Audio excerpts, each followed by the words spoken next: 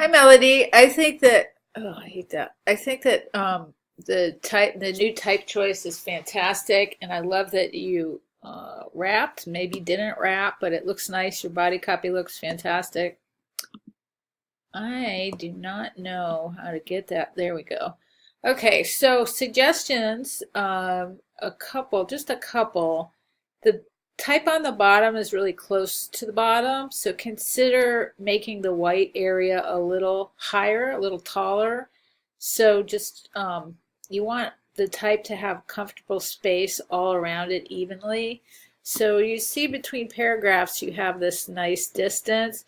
Consider pulling the white and everything underneath it down to reflect that, and it'll give it more of an airy feel.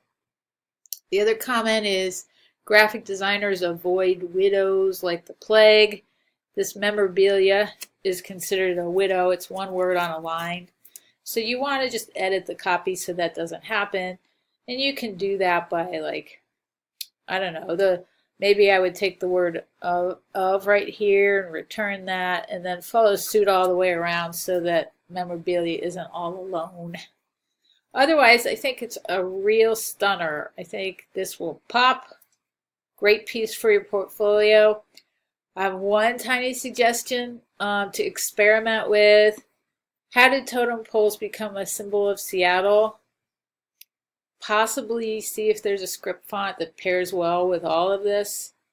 It'll just, it may or may not add just a little bit more flavor. You don't want to do too much, but it's just something to play with and consider. All right, wonderful work. You should be proud of yourself. Let me know if you have any questions.